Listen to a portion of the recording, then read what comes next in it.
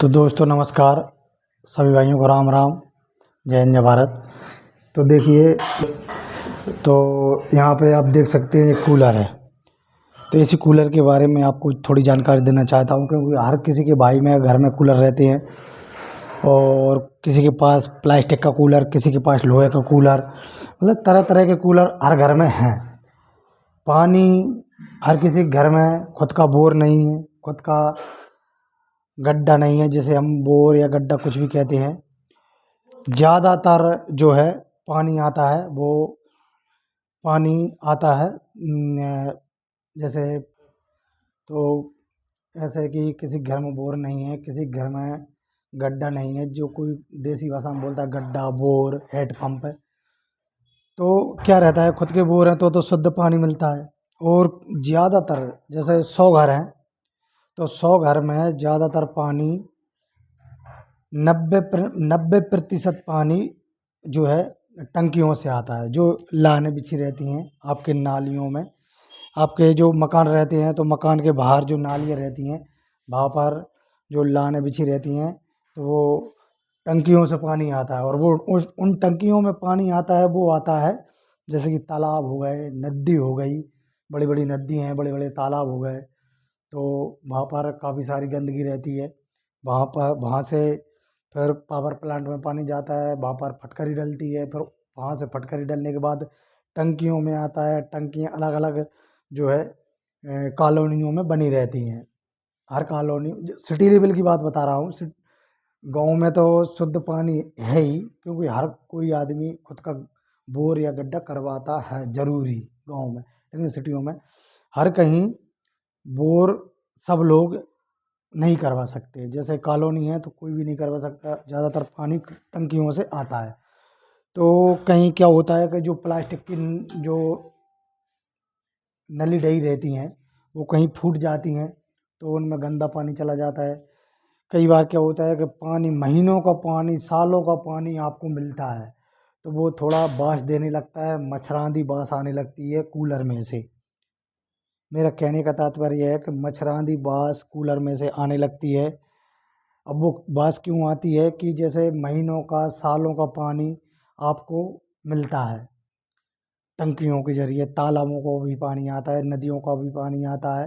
ज़्यादातर तो तालाबों का पानी आता है, नदियों का पानी बहुत ही कम आता है। लेकिन नदियाँ भी आज के समय पे जो है गंदी हो चुकी हैं। क्यों गंदी हो गई? उनमें जो फैक्ट्रियों का पानी है वो नदियों में ही छोड़ते हैं, जो बड़ी बड़ी फैक्ट्री रहती हैं। तो इस कारण वो भी प्रदूषित होने लगी। उसके नदियों के जो जीव जंतु हैं वो भी मारे जाने लगे। तो अब वही पानी जो है कॉलोनियों में आने लगा।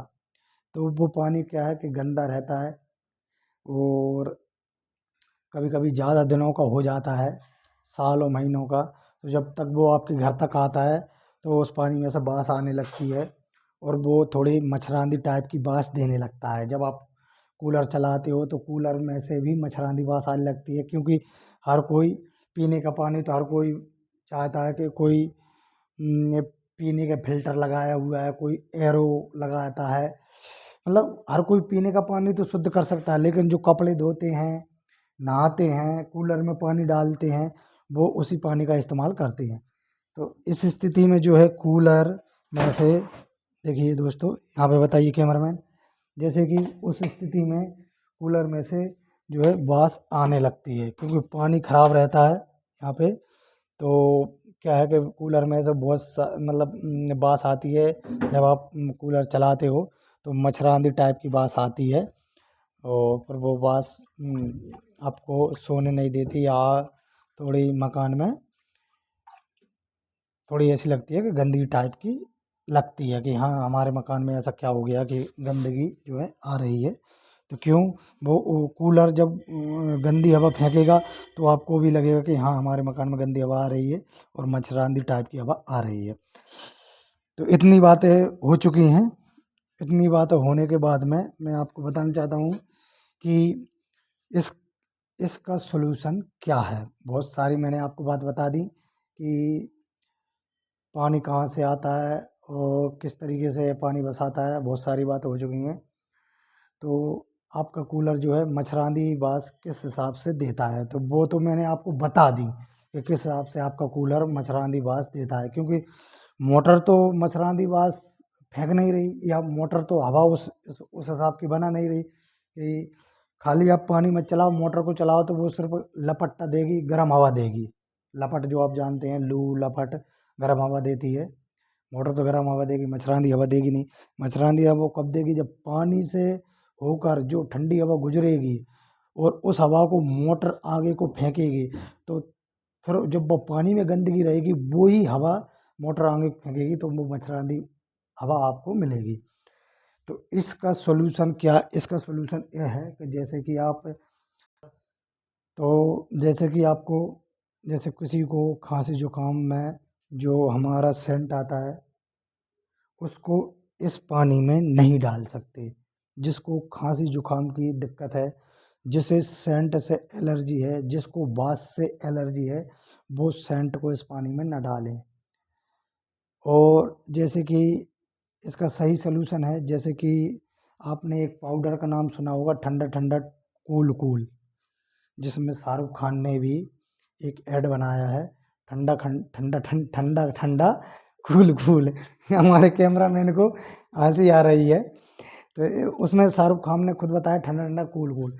तो जैसे कि यहाँ पे जैसे ये पानी है, तो उसमें आप थोड़ा सा वो पाउडर लेकर और इस पानी में घोल दो, तो क्या होगा कि इस पानी में वो पाउडर घुल जाएगा। तो जब यह पानी इन जालियों से होकर गुजरेगा और हमारी मोटर हवा फेंकेगी, तो आपको मच्छरदानी, भले ही ये कितना ही गंदा पानी हो लेकिन आपको मच्छरदानी बास नहीं आएगी अगर इसमें आप वो पाउडर मिला दोगे। सबसे सही उत्तम उपाय बता रहा हूँ, जिसको बास से या सेंट से या खुशबू से एलर्जी है, तो वो एक ही काम करें, जो ठंडा ठंडा कूल कूल पाउडर आता है उसको इस पानी में घोल दें। दूसरी बात, जैसे यहाँ पे ये कौन सा तेल है, जैसे कि ये नारियल का तेल है, तो आजकल कई बसेला नारियल के तेल आने लगे। वैसे तो नारियल का तेल खुशबू नहीं देता, लेकिन जो कई और भी नारियल तेल आने लगे जो जिसमें थोड़ी बहुत खुशबू रहती है, तो आप इसका एक ढक्कन इस पानी में मिला सकते हैं, आपको मच्छरदानी बास नहीं आएगी। और इसमें जैसा कि आप देख सकते हैं यहाँ पे, जैसे कि यहाँ पे जो बादाम का तेल आता है, इसको भी आप इस पानी में मिला सकते हैं, ज़्यादा नहीं, थोड़े बहुत, कम से कम आप इसके 5 या 6 बूंद इसमें इस पानी में डाल सकते हैं, तो आपको जो है मच्छरदानी बास नहीं आएगी।